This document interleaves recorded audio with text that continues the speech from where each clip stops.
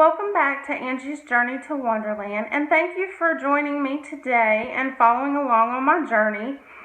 Wanted to kind of go over some things that I've tried in the past. Again, I've been overweight my entire life, so it seems I've always been on diets. I remember being in the 5th grade and packing my lunch and taking it out and having a diet drink and a diet bar.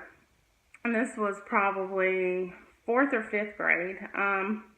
Again, I was 200 pounds by the time I was in the 6th grade, and I've never been under that since. So my journey to Wonderland is a very personal struggle for me, but you know, it's not an excuse.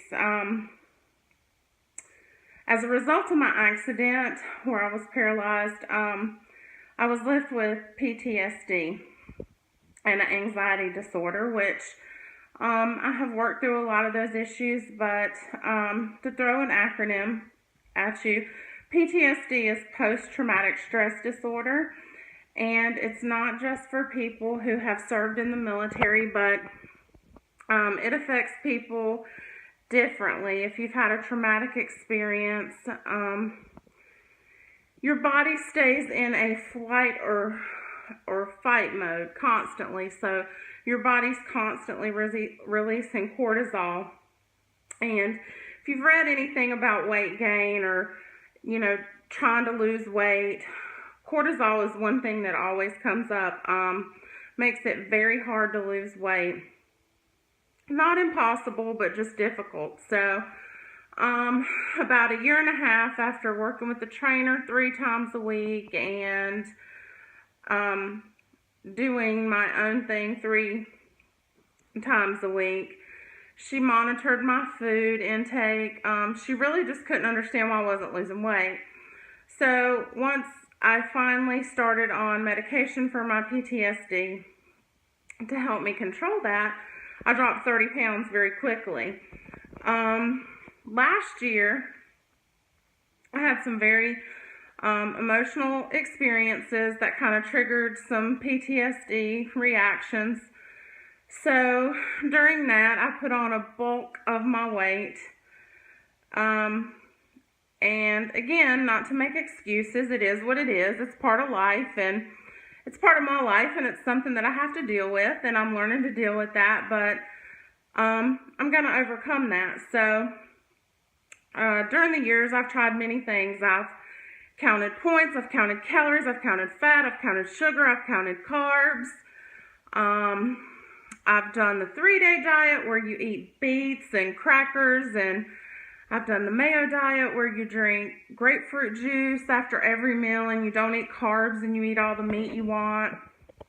The Richard Simmons diets, the Susan Powder, the 6-week body makeover where I had to eat fish like 6 times a day, and then plain oatmeal and banana and tuna all before I would go to the gym.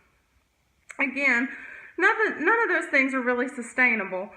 Working out for 2 to 3 hours a day is also not a sustainable lifestyle when you have a full-time job and you are trying to maintain a household and you want to have activities and other things. Your whole life cannot revolve around the gym and what you eat. So that being said, I was on the search for a sustainable lifestyle. And I have found some things that, you know, I can incorporate into my life to help me. Small changes I've made. But I really had to take a hard look at things when I saw my endocrinologist at Duke. She's the head of endocrinology at Duke, so she kind of knows what she's talking about. And she mentioned bariatric surgery to me, my appointment in June, and I was somewhat offended, and I told her no, that, you know, I could lose weight on my own. I had always been strongly opposed to bariatric surgery. I always felt that it was a vanity thing, and that would just be a sign of me giving up. However, I do have, as a result of my PTSD, I developed insulin resistance and glucose intolerance, which means I take medication, the same medication that someone who's diabetic would take. Even though I am not yet diabetic, I'm on the way to becoming diabetic. I don't want that life. After the nurse came in that day and handed me a monitor to bring home and test strips, and I was given a prescription for a daily injectable, I thought a little bit more about bariatric surgery, and I decided to go to a seminar. So I went to a 2-hour seminar, which was very informative. I took probably 4 pages of notes, asked tons of questions, and listened to all the different options that there are available for bariatric patients. There's 3 different surgeries that are available, and next time we'll talk a little bit about the 3 different options, and I'll tell you the one that I chose.